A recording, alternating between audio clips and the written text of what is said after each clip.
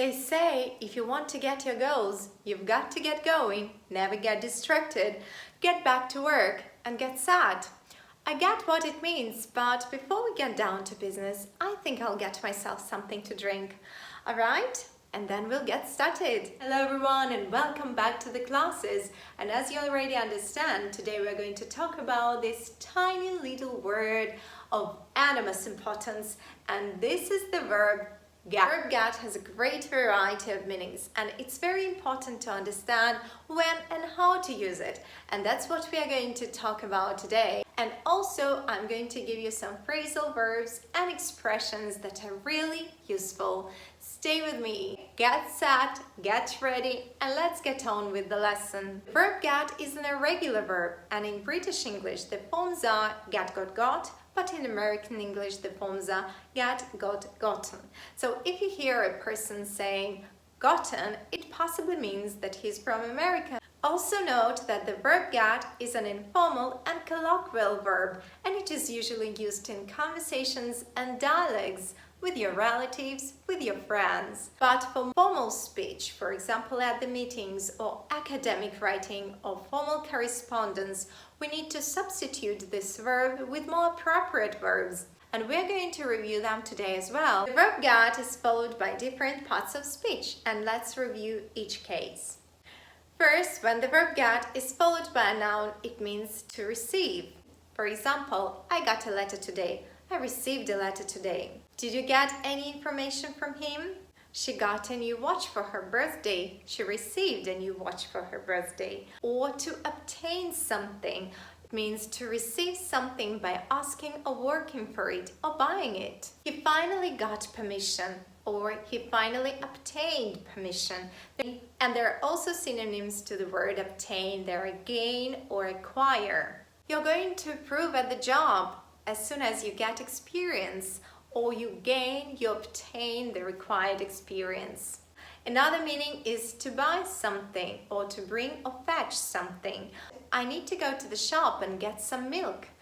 It's almost impossible to get this book now. In other words, to obtain or to buy this book now. He got a new car, or he bought a new car. I'll get you a drink. It means I'll buy you a drink if you're at the cafe or at the pub, or I'll bring you a drink if you're at home, for example. It's getting cold. I'll get you a blanket. I'll bring you a blanket. I'll fetch you a blanket. Top is dirty. I'll get you a new one. Another meaning is to catch or take some transport. She got a bus this morning. In other words, she caught a bus this morning. She took a bus this morning. He's getting a taxi. They took a train. Also, we use it with an illness or a disease or virus because we usually catch them and we become ill. For example, to get a cold, it means to catch a cold, or to get a flu, to catch a flu. They got food poisoning at the cheap restaurant. And when you catch a cold, your friend will usually tell you, get better soon. And this is another case when the verb get is used with adjectives. And in this case, it means to become. And it is a progressive change. It's getting dark. When one status is changing and you become, you start feeling some new emotions. When you do something uninteresting, you can get dull. And when you catch a cold, you get ill. And of course, when you get a cold, everybody wishes you to get better soon. We need to learn all the time to get more intelligent. Also can use here past participles. Again, it means to start becoming something. You get excited, you get thrilled. I get excited because of that news. Or when you have nothing to do, you get bored. Of course, if you don't have enough sleep, you get tired. If you don't know your way, you will get lost. If you put on some clothes, you get dressed. Or we can speak about marriage status, and we can get married, get single, get divorced. But it's getting late, that's why let's move on. Verb get can be followed by adverbs or preposition to, and it means to arrive at some destination or to reach some point. For example, he got to London by plane. Or what time do you get to work? She usually gets to work on time. You've got to get here in time. By the way, do you know the difference between in time and on time? If not, I've got a lesson for you. and in the description box there is a link. And please note that when we say get here or there, we don't use any prepositions, but if we use a place, we need to say to. The exception is the word home. They got home very late. Or to reach. When he got to the finish line, he was very exhausted. The phrases get somewhere or anywhere or nowhere can also mean improve. For example, he's taken the course now and he's getting somewhere finally. She's practicing all the time, but she doesn't seem to be getting anywhere. It means she's not improving. So do you get all the information that I'm telling you? I hope that you do. And in this case, the verb get means to understand. I don't get this joke. That's why I'm not laughing. I don't really get this article. I don't really understand this article. Do you get me? Please write it down. The phrase have got that is frequent in British English means possession. I've got a key. Have you got a key? Or in American English, we will say, do you have the key? I haven't got any time. I don't have any time. And if we add particle to, it will mean obligation, just the same as have to. But please note that have got to is usually used in present tenses, and it is usually used in its contracted form. Have to do something. I've got to do something. And now let's review some phrasal verbs with the verb get.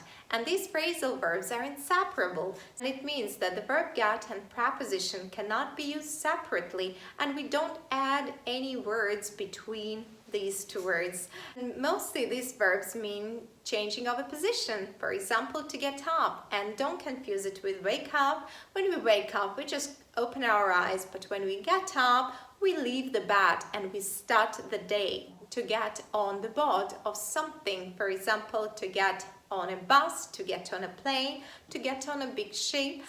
But if we have a small vehicle, for example, a taxi or a car, we say to get in. And it's very easy to understand why, because when you get in, you just take a seat at once. But when you get on, it means that first you need to walk to your place and just then take a seat.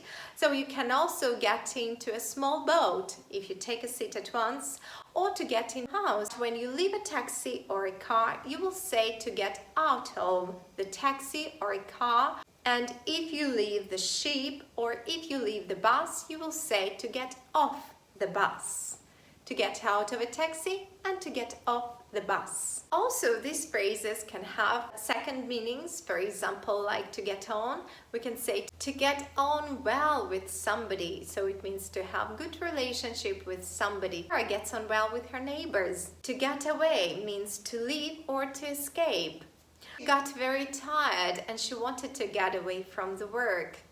I need to get away from the crowd. And some expressions, for example, to get somebody to do something. It means to persuade somebody to do something or make somebody do something.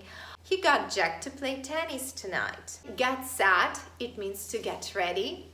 Get down to business, it means to focus and start working. Another good phrase is to get your act together. It means to improve your performance, to focus and start working harder. When we want to learn a language, we need to get our act together. Get across, it means to communicate successfully some information. I do hope that I got this information across to you. You understand the verb get now. We're going to speak about the phrasal verbs and more expressions in my future videos. I do hope that you found this lesson useful. If so, please give the thumbs up and subscribe in order not to miss my next video about phrasal verbs with the verb get. Have an awesome day and see you. Let's get in touch.